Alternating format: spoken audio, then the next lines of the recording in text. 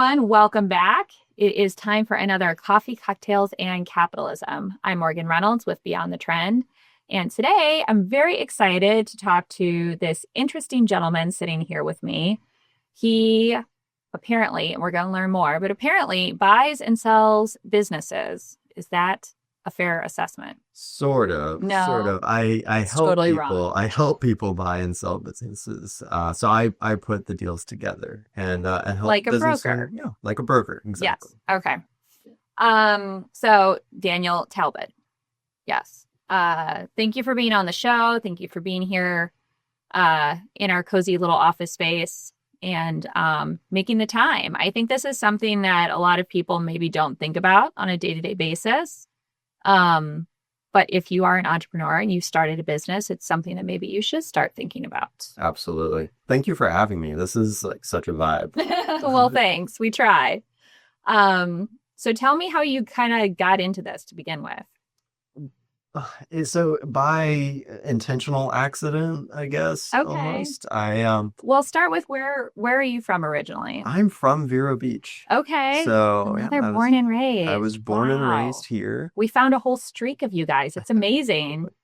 Yeah, it's there are very many of us, I guess, but yeah, it's interesting being from here. Hmm. It's as I'm sure from talking to so many people, like it's as we were talking about before we started recording, there's like the people who are figuring it out, maybe coming through school, and then there's retirees, and then like that world of young professionals is a little more sparse here. Yeah, So it's a little bit of a small pond. So, but it is. that's why I'm glad that we can kind of lean on each other and teach each other and kind of all get better together as we go. So, Absolutely. so born and raised here, and then Yep. did you leave for school at some point? No, no, actually, I ended up dropping out of high school to go into the family business, which was a bail bonds agency of all things. Interesting. Yeah, so my first 8 years of my professional life were as a bail bondsman. I'm always nervous about leading with that because when I'm with a group of people, they tend to not hear anything that comes after, oh, you're Dog the Right. Bounty Hunter. Well, it But is just so unique and interesting. But yeah. for the layperson, just quickly, what is a bail bondsman? Yeah, so when you're charged with a crime, there's a monetary value that's assessed to that crime because you're innocent until proven guilty. So the courts have a system where you can put up some type of collateral to ensure that you will come back to court to determine if you're guilty or innocent. And that's usually monetary. And so when you get charged, like maybe it's a $50,000 bond amount for whatever charge you were charged with. If you don't have the $50,000 to put up, you can work with it's a type of insurance called a limited liability surety bond. Mhm. And that agency will put up the $50,000 for you in the form of a power of attorney, and you pay a 10% premium, just like buying an insurance policy. Oh, okay, I get it. And then if you miss court, then that surety company has to either pay the $50,000 or they have to come find you and put you back in jail, which is where Dog the Bounty Hunter comes in. Got it. Now, can I ask if your business ever hired bounty hunters? We did it all in-house. So in the Okay. state of Florida, you have to be a licensed bail bondsman to do recoveries. So there are other states where they have two different professions for bounty hunting and the bail bond side. But in Florida, it's all the same. So it is fairly regulated. It's an actual industry. It's not totally the Wild West. Yes, it is. It is It's not all Dog the Bounty Hunter and friends. correct. Yeah, it is pretty well regulated. I mean, the amount of work you have to put in to get into it, to do the things that we do is probably not enough, but it was interesting. It was an interesting world for sure. Yeah.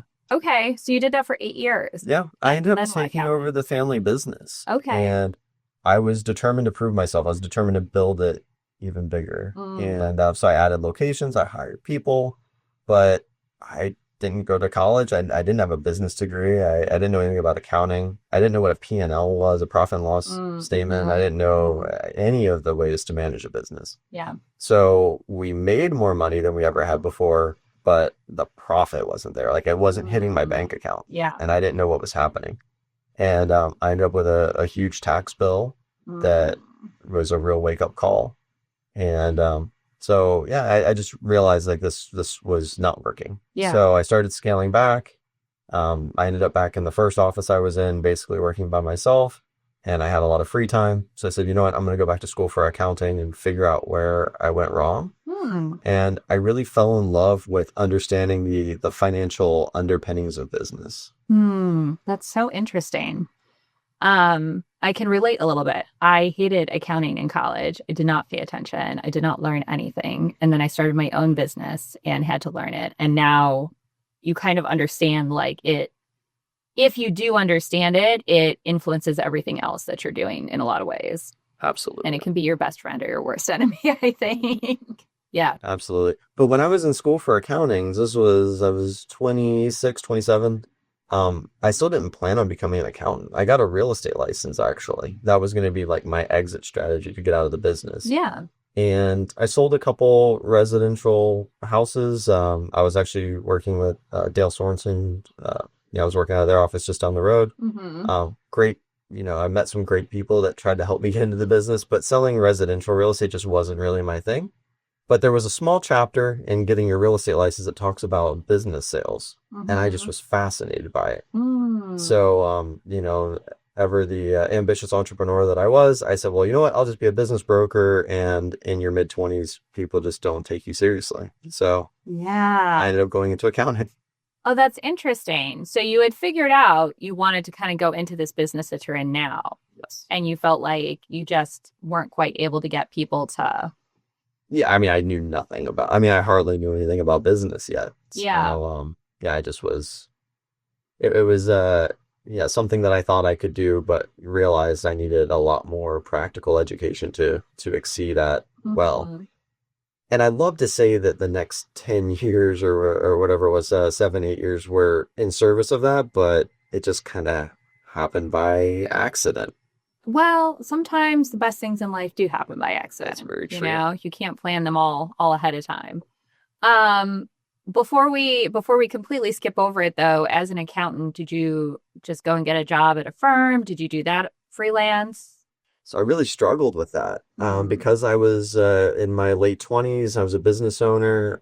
I went and interviewed with most of the local CPA firms, and they were like, "Look, you don't know anything.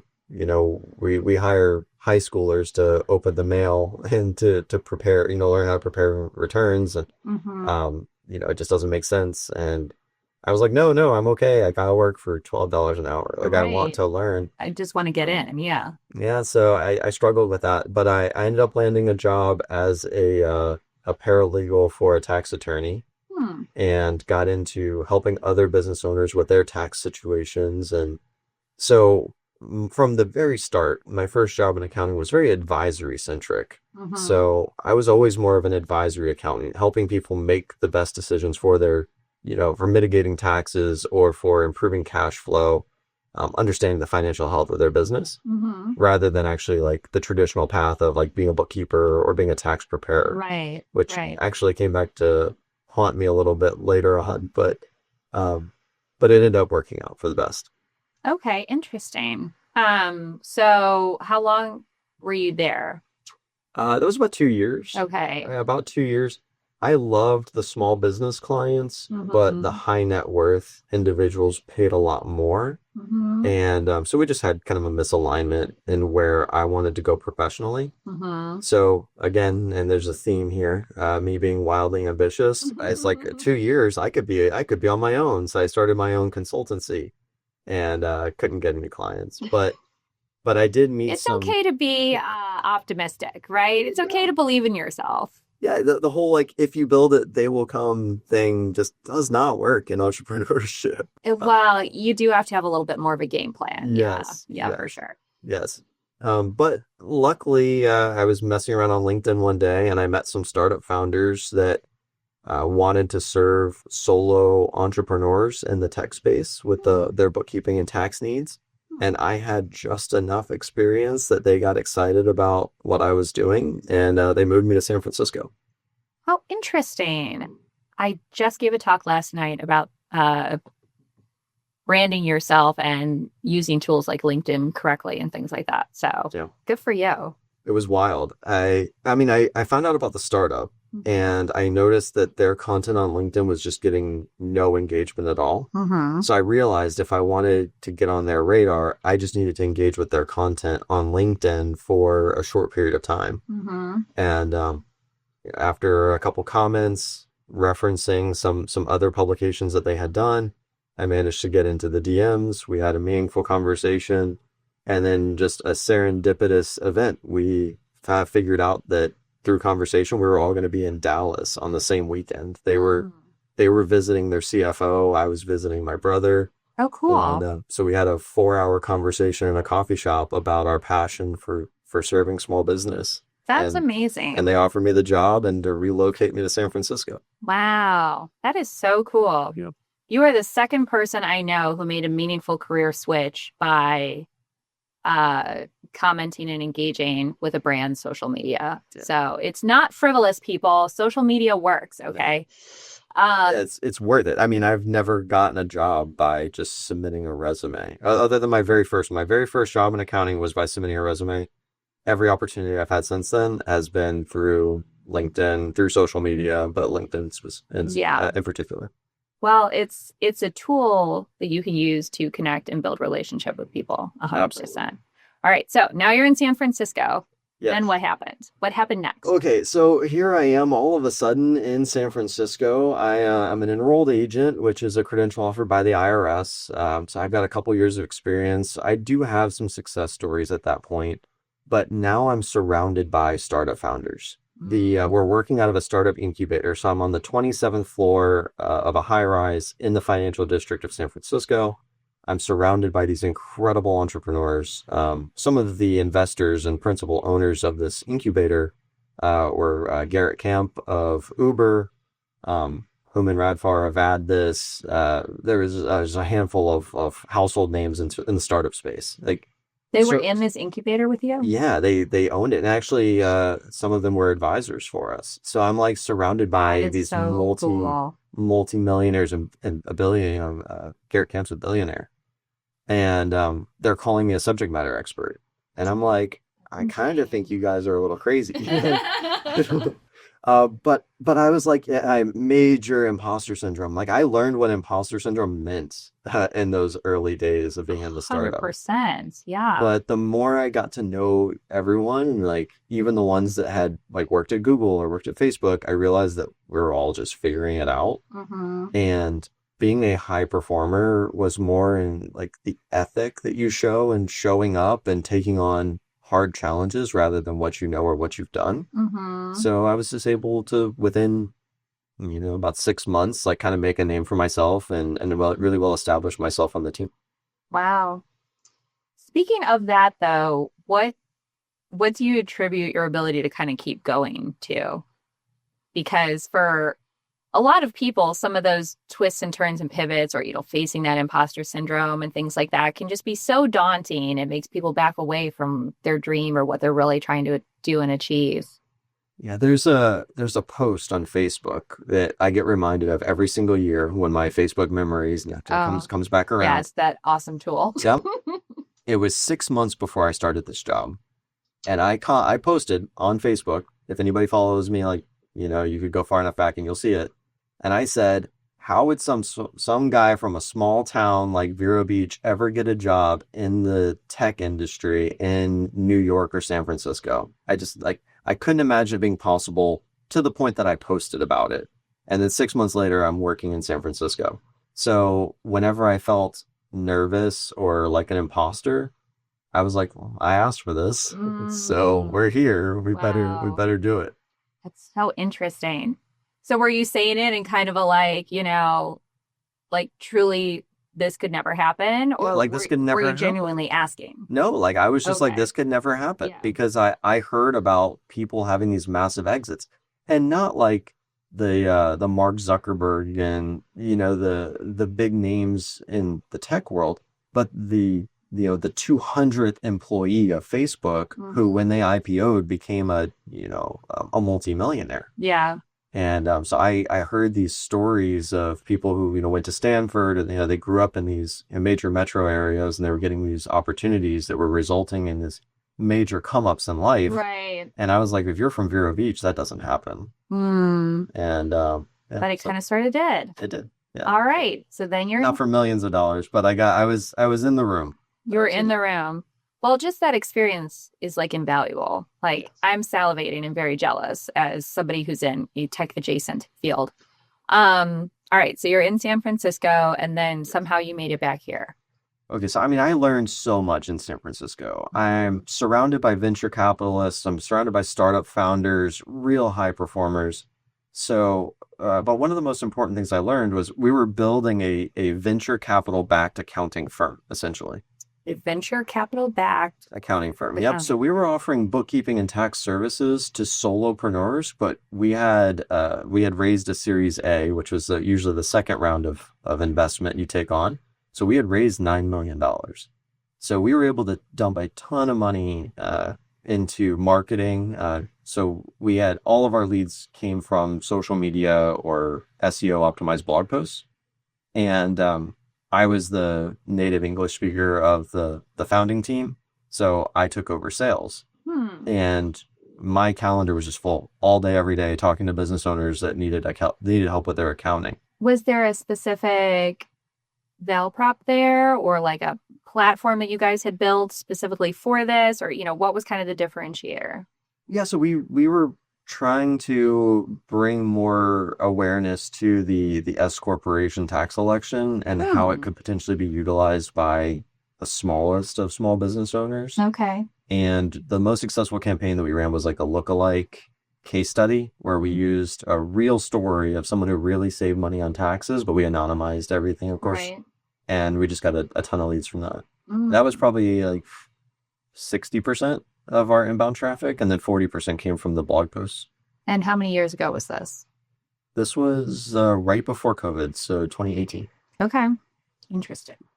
Yeah, and then I mean we grew so fast. So we were bringing on 10 clients a week, and we went from me being the first full-time hire to a team of 100 in multiple countries within 2 years. That's crazy. So because we grew so fast, there's so much that comes with that. But with tech, when you start raising more rounds, and we went on to raise another 20 million, they just raised another 80 million recently, or 50 million, some of the crazy numbers. Yeah. Wow. But a mentor of mine said, if this is your first startup, you're going to get to a point where you can't get another promotion because the investors are going to require that we hire people with more experience. So I said, well, what do? I love it here. This is my baby as much as the founders. And he said, well, I'm sorry, but if you want another promotion and raise and, more upward mobility, it's time to jump to a new startup.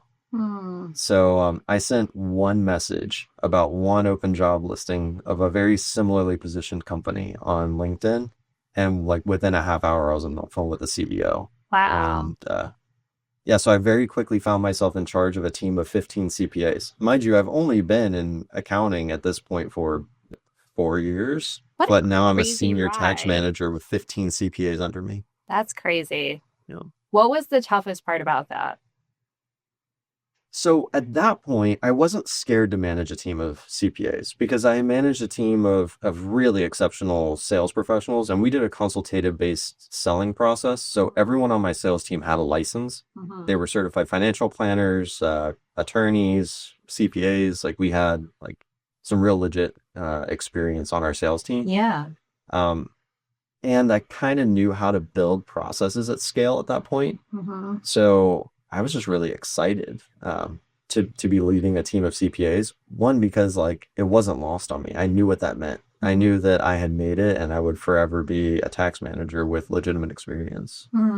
So it was just growing so fast. And when you grow that fast, nothing stays the same forever. You're constantly reiterating. So it became not scary to not know. Right. Because it didn't matter. It was a whole new set of circumstances every 3 months.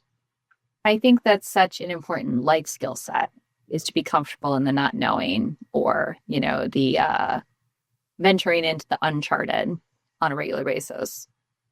So, all right. So now you're managing CPAs and You're still in San Francisco? No, so actually, and I skipped over it a little bit, but during my time at the first startup, COVID hit. Mm. And this is where the never doing tax returns actually came back to bite me. So I never specifically told the founders that I didn't do tax returns. So what does that mean? You just never filed your taxes? Are we No, allowed to no, say this like on camera? no, not for myself, but like I had never actually prepared a tax return for Oh, a I client. see. Yes. So when As I someone working in the accounting space, you yes, had never done yes. that. Got it. So I was able to come in, I was able to give advice, I was able to sell people on the service. But when COVID hit and we were struggling to hire tax preparers, they were like, great, no problem. Daniel, you can just take over some of the tax work, right? And I was like, yeah, let's do that. Sure, why Um, not? but we had just hired a really great tax guy, tax professional, and he was like right next to me. And I was like, okay, his name's Andrew. I was like, Andrew's my guy. He's gonna help me out, and we're gonna figure this out together. And we came in on my very first day of him teaching me how to do a tax return for a client, like professionally. Yeah. And the news broke that the first cases of COVID-19 had hit San Francisco. And like, as he's showing me like how to go through the tax software, we're like looking at each other like, wait, what are we doing? There's this like Yeah. virus going around. Like, do we need to go home? Mm-hmm. And the next day we went home, and then we went to work from home. And turns out learning how to prepare taxes, like for me at least, Mm-hmm. remotely was not a good It thing. was painful. It was very painful. Ugh. But I Yeah. figured it out. And I've since then, I mean, if any of my past clients are watching this, like I promise I did a good job. It was legit, people. Eventually. Yeah. I had a lot of support. A lot of people checked my work. But yeah, no, I figured out and learned the hard way. But we were working remote. I was in San Francisco.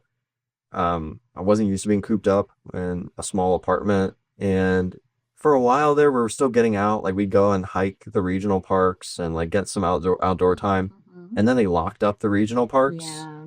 And we would just jump the fence. We're like, whatever, we'll still do it. And then they started issuing like $500 citations. Mm. And my wife's like, this is ridiculous. Vero is open. I'm going home. Yeah. So she came home and then found our dream house in our dream neighborhood.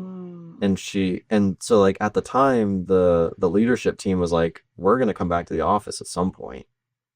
But we were all remote and they didn't know where I was. Like one of my other colleagues like had been working from Costa Rica. Yeah. So I was like, there was a lot of pretty that sure. going around during the pandemic for sure. Yeah. Exactly. So I was like, I'm pretty sure I could go back to Vero and they probably wouldn't know. So I Yeah. came back to Vero and worked for a month before I told them. Mhm. And they were like, okay, obviously this works. We'll just go remote forever. Yeah. So yeah, I was back in Vero before I switched to the second startup. So you skipped over getting married. When did that happen?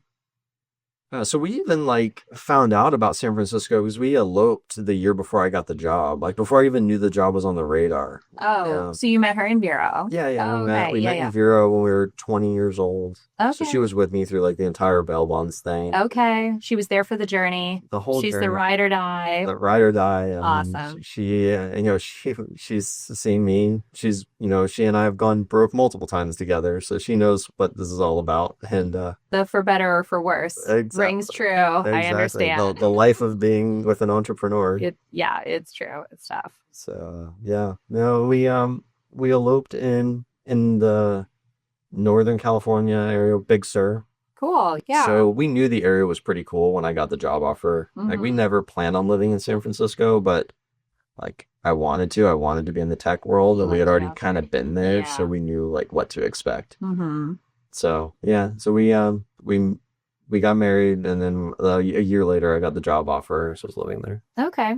Yeah. So pandemic happened. You guys made your way back here. Mhm. And then when did you decide to kind of make the shift into your current business?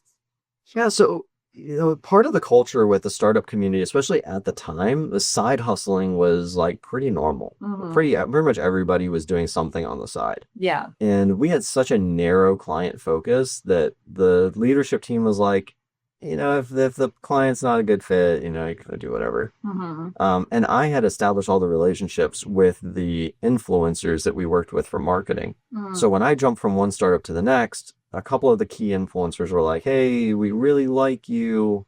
We don't really want to go to another startup. So we just take these clients that we have Hmm. and I didn't want to say no. So I started taking on bookkeeping clients, and then we eventually added tax, and that wasn't enough for me to quit my full-time job. So we added a form of advisory services called fractional CFO. Hmm. It's just a fancy way of saying that I was helping people understand their financials and make strategic decisions based on their financials. Right. And that was a Like high they got to ticket. hire a CFO part-time. Yes, Yeah. exactly. And the nice thing about that is like those services are like $3,000 to $5,000 a month. So it was a lot easier to bridge the gap from my W-2 job. Mm-hmm. And then about a year after launching the fractional CFO services, I had my first client tell me he wanted to buy another business. Hmm. And we came full circle. I helped him buy a business. Shortly after, a client wanted to sell their business, so I worked with the broker. And then I said, this M&A thing, this mergers and acquisitions thing, super cool. So I started advertising that, like, as a fractional CFO, I would help with mergers and acquisitions. And then someone said, well, would you help someone sell a business? So I got signed up with a local business brokerage out of Stewart. And I realized that that was my, like, calling. Like, You is had it? landed. You Yes. found it. Yeah, because as an advisory accountant, it's like finance and like relationships. And as a broker, such a business broker, it's like relationships and finance. And that was much more my mix. Right, right. So I very quickly got out of the accounting work and went all in on brokering and business sales. That's so interesting. So you're a little bit older and wiser then. So how can I ask how old you were when you got into the business brokering? Yeah, I was 33, almost 34. I'm 35 now. So it's been 2 years full time without any accounting going on. Nice. So yeah, and in my mid 30s, like experience has been a non-issue. Yeah. Like it was just completely like we're almost exactly 10 years from the first time I like took a swing at being a business broker, and it was just night and day difference. I mean, nobody would take me seriously at 24, 25, 26, wherever I was. But like I ended up with $6 million worth of businesses under listed for sale within my first 3 months. Wow. So it's just a game changer. Yeah. Well, it's interesting, I think, sometimes in this community as well, because as we mentioned, there are fewer people maybe under the age of 60 than there are in some other pockets of the country. So that can either be to your advantage or it can work against you a little bit. So it sounds like, as you said, it's not really an issue and people are just excited to be working with somebody who kind of understands what's happening underneath the surface on these businesses. Right. Well, I have a pretty established like national network on LinkedIn, so I get opportunities around the country to work with business owners. Yeah. And so like that's a certain kind of profile. Like I tend to get shopped a little bit more, so I have a little bit more competition, a little bit different sales process. The business owners that I work with locally, they tend to not know they can sell. That they tend to not know that their business has like an inherent value to it. I heard you talk about that a little bit on Jordan's podcast. Yes. Yeah. Do you want to share? You told a little bit of a story there. So maybe people just go watch Jordan's podcast and hear the story of how you helped somebody who had no idea that they were kind of sitting on something that could set them up for success, right? Yeah, and I've seen that happen a couple more times since then, where, Vero Beach is comprised of these wonderful small businesses that make up the charm of this small town. And when we lose those businesses, it kind of chips away at the charm that we have. And a lot of them are in the retail space. And when you think about selling retail, usually you think about the big retirement sale, the big liquidations, 25% off everything, 50% off everything, 70%. And when you carry roughly $200,000 of inventory, you look at walking away with, maybe 150,000, something like that. But I got to work with a great local business owner last year who was had good, repeatable business, had really figured out how to serve the market well. And the business was actually worth closer to $1 million than the liquidation value of the inventory. So yeah, I've been on this like crusade since then of like educating as many business owners locally as we can that no, your business is actually worth a multiple of your performance, not just, whatever you can liquidate your assets for. Interesting. So when we had Ray Hooker on the podcast, I don't know if you saw his episode, but he talked about, he owns Indian River Distillery. Okay. And he talked about his first business in landscaping, how he decided that they wanted to be able to sell it. And they took some steps. They started preparing to sell their business. Do you want to talk a little bit about, like, if somebody has a family business and they're like, gosh, one day I would like to be able to just sell the whole business, what are some things that they should start doing? Yes, I mean, I think, it's always wise to begin with the end in mind, and understanding what the selling process looks like is a great place to start. Mm. So when you sell a business, any potential buyer, regardless of the buyer type, and we can talk about different types of buyers, they're going to look for at least 3 years of performance data, which is like your financials. So they want to see the last 3 years of your tax returns. They want to see the last 3 years of your profit and loss statements and your balance sheet. Mm-hmm. They want to know you can collect money that's owed to you. Mm-hmm. So, any kind of personal expenses that you might be running through the business that will help you on taxes will actually hurt you in the long run. Mm-hmm. And I actually recently had an opportunity to explain this to someone, and it was like, I should have been explaining it like this all the time. But if your effective tax rate's like, even if it's high, like let's say it's 25%, Mm-hmm. 30%, Mm-hmm. then for every dollar you write off, you save 25 cents. So for every $1, you save a quarter, Mm-hmm. right? But a business is worth 2 to 3 times the profit. So for every $1 you pay tax on, at Mm-hmm. a quarter, Mm-hmm. you can get $2 or $3 at the time of sale.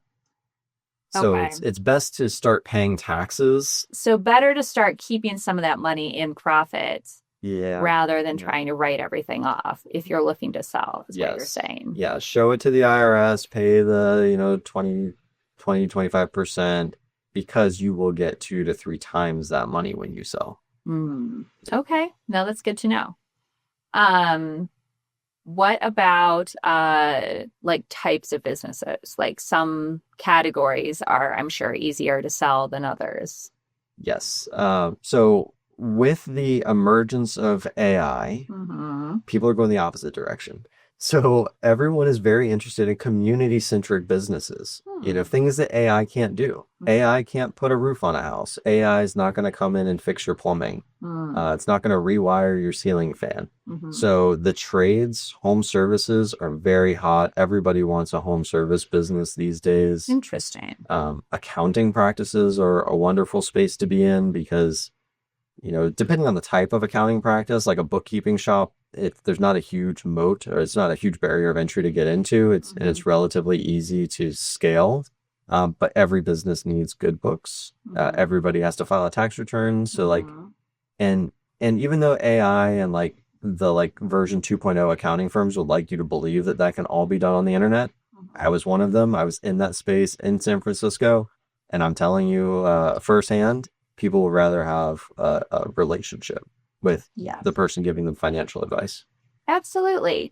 Because there's few things that are, for better or worse, more precious to people, right, than their money, right? They've worked very hard for it, and it's a little bit of a touchy subject sometimes. And, I keep my books. I also keep my husband's books. And, there's a lot of for each business, there's nuances and there's, little things that come up, right? And people have questions, and it helps to have somebody that you can pick up the phone and call or shoot a quick email to and be like, hey, this weird thing happened with this client payment and I don't know where to put this and whatever, right? Because we all live in fear of the IR. You want to feel like somebody's got your back or is checking your work, as you've said. So, well, and we're just so far from AI being able to do that well, because I think anybody that's used ChatGPT a little bit has seen it recommend or say something that's kind of off the wall. Right. Especially the longer you go with a ChatGPT conversation, it gets further and further off the rails. Yeah, the more it hallucinates. What's even scarier though is that it will deliver wrong information with the most confidence that it possibly can. So, you definitely want to be able to sit down with someone, talk through the nuances, understand the emotional elements of a financial decision. Yeah.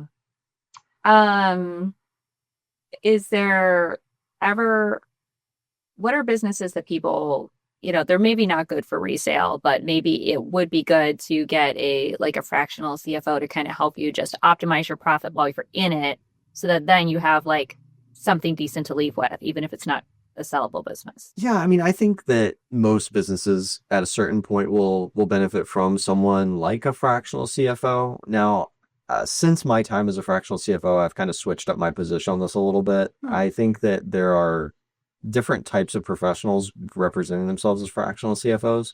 What you really need is an accountant who puts advisory first. Mm-hmm. It's important to have compliance, but compliance is only important for tax filing. It's important certain times of the year. Correct. If you don't talk to your accountant the rest of the year, then you should probably start looking for someone who's going to help you with those financially driven management decisions around the compliance. And that's really just an accountant who's going to help you analyze your financial statements, help you forecast or project your cash flow, and help you make those driven decisions. You should be monitoring your gross profit and your net profit and continuously improving these things. And if you're not a professional accountant, you probably shouldn't be the one that's like driving that or steering that ship. Like you should have somebody else that's guiding that conversation for you while you do what you while you do what you do best. Right. No, that makes a lot of sense. And you and I were talking about this off camera too, the importance of learning how to delegate. Yes, absolutely. Absolutely. I mean, I think that's like the biggest unlock that I've seen in business is like, and I'll be honest, like I didn't learn this on my own. I learned this from looking at so many businesses that were stuck at a certain revenue level. And like, it's like when you're talking to a business owner that's been in business for 30 years and they know everything there is to know about their industry, like whether that's electrical or tax or whatever it may be. And then you see someone who's been in the business for 5 years and they're doing $15 million a year, $20 million a year. It's like, wait, what happened here? And it became very, very obvious very quickly that the people who have that meteoric growth are the ones who are like, I do this one thing really well, and I'm going to hire people who are better than me at everything else. Yeah. Those other like 20, 30, 40-year entrepreneurs that are stuck at $1 or $2 million in revenue, they still do everything. Yeah. And, it's just, I kept seeing it over and over and over and over again. And I was like, okay, obviously I need to do what I do best and I need to give away everything else, even if it means like dialing back what I have personally to live on for a little bit while I build the business. And I think that's hard for a lot of people who kind of have that entrepreneurial spirit, is that you kind of get into it because you feel like you can tackle everything and you have to for a while. Yes. And then it's very hard to let go because, again, like you and I were kind of saying, the people underneath you are rarely going to give it quite as much passion and love as it would be if you were doing it. But then sometimes the alternative is you just don't have the time, so it's not going to get done. So you might as well just hire somebody who's going to take care of it for you, type of thing. Absolutely. Would you be willing to talk to me a little bit about systemization? Because I think a lot of people would agree that that's maybe one of the other differentiators when somebody is trying to kind of take their business to the next level. So you can hire great people, but then you also have to maybe come up with some systems and some processes that are going to keep things moving smoothly. Yeah, absolutely. And I learned this when I was in the startup space. We borrowed from the Henry Ford ethos of, we make cars and those cars are black, that kind of thing. So actually one of the founders told me that, I was pushing because I was like, I'm the advisor. I want to help every business. And he's like, nope, we help solo entrepreneurs with no employees that are making between $100,000 a year and $750,000 a year. We sell one car and that car is black. And it's like, all right, okay. I mean, I had to get comfortable with it. Like it was just the way it was. And now that I'm helping more community-based businesses, I'm seeing that that's one of the sticking points. You get to your first million with sticking a bunch of things together that kind of work with, duct tape and bubble gum. But once you hit that point and you reach that ceiling, then it's time to look at the most profitable thing that you're doing and start to remove some of the noise and build process around that. Yeah. How would somebody go about starting that if they're kind of getting to that phase where it's like, okay, like that this is barely working, but it's working. Now I want to come up with a system and a process so that maybe, This is not my whole life 24/7. Yeah, and this circles back to that preparation for exit conversation that we had before. Most small businesses, especially at that revenue range, are doing business or tracking their books on a cash basis. Cash basis bookkeeping is tracking cash that comes in the business and cash that goes out of the business.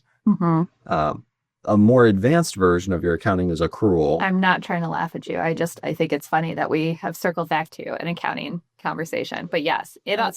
It always comes back to the books, man. It's the language of business. If you go to school for a degree in accounting, they say it over and over and over again. Accounting is the language of business. It really is. Okay, I'm sorry. Continue. So moving to an accrual-based accounting method is so important because then you go from tracking the cash you receive to the cash you actually earn. And when you track the cash you earn, it becomes easier to start allocating, to start bucketing the money you have coming in to the different services or the different things that you provide. Okay, for people who have no idea what you're talking about, explain it to me like I'm 5.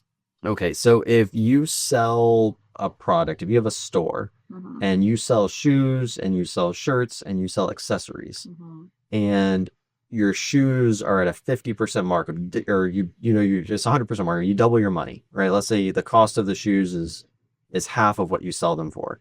But shirts, you can only mark up by 20%, and the jewelry and the accessories is, a 10% markup. Then it makes more sense to just sell shoes. Right. Yeah. So it's having the conviction, the boldness to say, I'm not just a clothing store owner, but I'm a shoe business, and getting rid of everything else and, doubling or tripling the amount of shoes you have in inventory.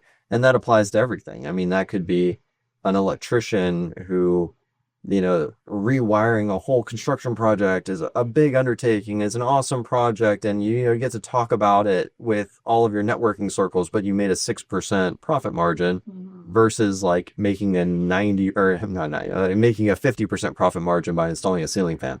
Maybe you should just be the ceiling fan guy. But sometimes, I know a lot of entrepreneurs and business owners in the newer stages, sometimes you're doing those things just for the connections or just for it's almost like a write-off at that point, right? Because you're kind of doing it just to get your name out there or whatever. Yeah. But no, explain to me the cash versus accrual thing one more time. Yes. Sorry. So yeah, cash basis accounting is when you are recording the cash, the actual deposits into your bank account, and you're recording the expenses at the time that you pay them. Accrual is when you record income that you've earned even before you received it.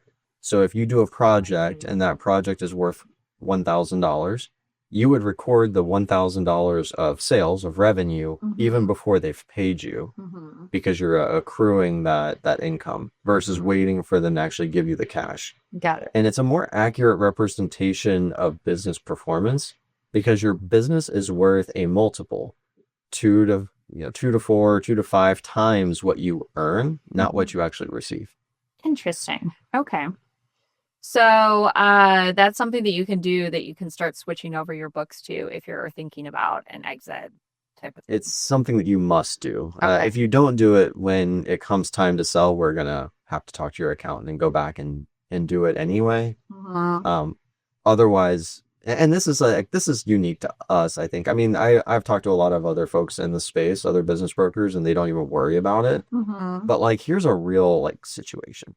I was talking to a semi-local landscaper, cash basis books, but they did track their invoices in a different system. They just didn't have it in their actual books. They were looking at the cash received versus the cash spent rather than money earned.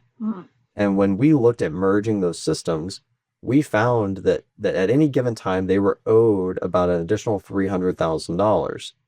Well, when you consider that the business is worth 3 times the performance, that's another $900,000 in the value of the business, that if any other business broker would have just said, okay, let's go. Right. We're going to sell you with $2 million of revenue. You're going to, get X number of dollars. But because we took that one extra step and we said, oh no, let's convert to accrual, let's roll that revenue in that isn't being reflected on your cash basis books, now we could increase the value by almost $1 million. That's insane. Yeah. Is there not a concern because that money hasn't been able to be brought in? I mean, it depends on the different types of businesses. So, certain businesses, especially if you deal with a lot of like large commercial clients and like, the construction and trades businesses that see this will understand. Yeah. When you do these like really big projects for commercial clients, they're usually paying on payment terms, like could be net 30 to net 90, meaning that they don't have to pay you for 30 to 90 days after you've completed the work. So it's not terribly uncommon to see businesses like that carry hundreds of thousands of dollars in accrued revenue that isn't reflected on cash basis books. It's not realized yet. Yes. Okay. Interesting. I feel like I'm learning so much. I hope you don't feel like you're working. No, I mean, I drink more coffee, relax, enjoy yourself. This is what I talk about at parties. So Oh, perfect. That's my kind of party. So let's wrap up. Just tell me a little bit more about the business that you have currently. Yeah, so we just rebranded with I got into business brokering full time. I mentioned a couple of years ago. Business brokerage falls under real estate. I alluded to that. So I was working with a business brokerage. I got my broker's license because I had this idea of how I wanted to approach the business brokerage world. And so I got my broker's license. We went independent about 4 months ago now. And we launched under the brand RightExit. And there's a reason for it. One, I got rightexit.com and it's an awesome domain. Yes. But two, like our tagline is that we help business owners prepare for and sell to the right buyer for the right price at the right time. And too often business owners wait until it's too late and they sell in a hurry. So the right buyer could be internal or external. Internal buyers would be like selling to a family member or selling to an employee, the manager. An external buyer would be like a strategic buyer, could be like somebody who wants to become an entrepreneur by buying your business, or someone who already owns a business like yours that would just benefit from combining the two and merging them. Or it could be a financial buyer, somebody who just wants to invest in the business and maybe keep you on to run it, or like a private equity group that's going to buy it and install an experienced manager. So we put a lot of effort into understanding not just how your business works, but like what are your values, both personally and as a company. Because I believe that, like art, once you create a business that creates an emotional resonance in your customers or your clients, you have an obligation to that business for it to continue on, right? Yeah. Like you couldn't go and put a mustache on the Mona Lisa, or like look at what Disney did to Star Wars. Oh, that's going to be spicy. Once art means something to people, like we have a responsibility to steward it. And as good stewards, when we're done and we're ready to start another chapter, we have a responsibility to find the next steward. So we put a lot of effort in understanding your values as a business owner and aligning them with the values of the buyer so that you aren't one of the statistics. They say that 75% of sellers regret selling within 12 to 18 months of selling their business. Really? And almost a third of businesses fail to survive 3 years after the sale. So well, that doesn't super surprise me, unfortunately. But it is too bad to hear that so many owners regret selling it after the fact. Yeah. And it's because they do care about their clients and their customers. They care about their team members. And when they hear that, people are being maybe not treated so well, or the business is struggling, missing raises or bonuses that they were accustomed to. It's hard. It's hard to hear that and to have no power over what's happening. Yeah. The right price is something I already kind of mentioned. If you go to market with cash basis books, you could be leaving $1 million on the table. So that would not be the right price. So we want to help you figure out what the right price is for your business. And then, one of the biggest, aside from like what happens with the business, one of the main reasons that business owners regret selling is if you spent 5+ years in a business, it's become part of your identity. And if you don't have a really clear picture of what life looks like after the sale, it can leave you feeling a little lost. Yes. So we spend some time with our clients figuring out what after you sell, where do you live? Do you still live here in town? Do you still live in the same house? Do you want a bigger house, smaller house? Mm-hmm. What do you drive? Mm-hmm. What do you do with your time? Are you going to be golfing more, fishing more? Are you going to travel? Do you have grandkids you want to spend more time with? Yeah. We help build this picture so that before, during, and after the sale, we can come back to that and we can have those conversations. That's another thing that sets us apart. A lot of business brokers, just like real estate, they consider closing to be the finish line. Mm-hmm. We look at closing as the midpoint. Mm. Closing is of course the goal, Right. but then we have to make sure that the business is being cared for afterwards. And we take it upon ourselves to reach out and make sure that we can still support or connect the right professionals to help that transition be successful. That's fantastic. That's very, very cool. What comes next for you? Well, so yeah, we're actually changing up the model a little bit. I am not, a one person show here, and I have certain things that I do well, and certain things that I'm not an expert in. And Mm-hmm. where a lot of brokers try to be a jack of all trades, I know that I am not. So I'm focusing on building the company with a three-person pod essentially. So I will be the face, and I'll handle the negotiations and the structuring.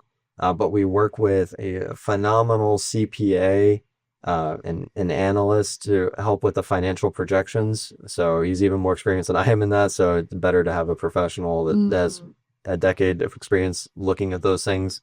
We have an admin who helps, make sure that we're hitting our stages on time and that we're showing up, recording, and tracking, memorializing action items from every meeting that we have. So yeah, I'm just like really aggressively trying to move everything that I don't do really well off my plate into the hands of professionals so that we can help more business owners find their right exit. That's fantastic. Congratulations. Thank you. That is very interesting story arc. And you're only midway through, I would say. Do you have a goal retirement age or anything like that you're working towards? I don't. I decided to make a career change out of bail bonds because I was I dabbled in a couple things here and there because I knew I wasn't happy, but I didn't go back to school until I was 27. And I did that because I didn't go to college at all. At my normal time, like the Kind of real time post high wise, I guess, school. post high Yeah, school. yeah. Yeah. So I was approaching 27 and I all of a sudden realized like I can't have a 4-year degree before 30.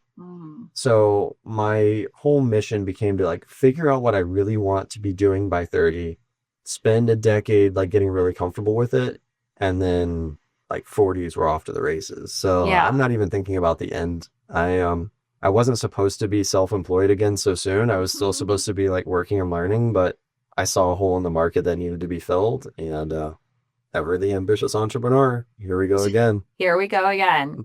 And it continues. I'm really excited to see what you guys do next and how you guys continue to evolve. And I appreciate you kind of sharing with me all of the twists and turns that got you to this point. So yeah, I think that one of the hardest things I've had to deal with, and it's something I would love to share here, is just people are going to judge, and they may not even judge in a mean way. They may just be like if every 6 months you're doing something slightly different, they're going to say little comments like, oh, you're doing that now? Or wait, what happened to this?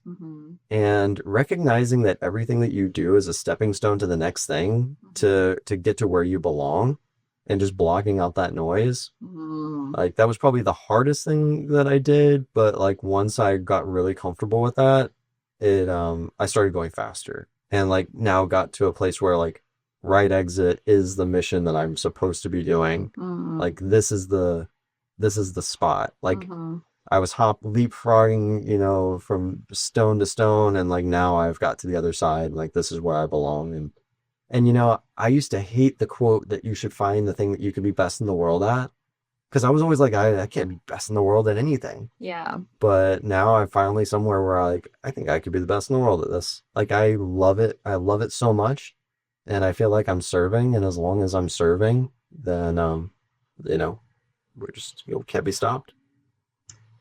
That is a really difficult mentality to get to, I think, for a lot of people. Yes. And I think you have shown that you are willing to kind of bet on yourself time and time again. And for some people, that's a little bit tricky to do. Yeah.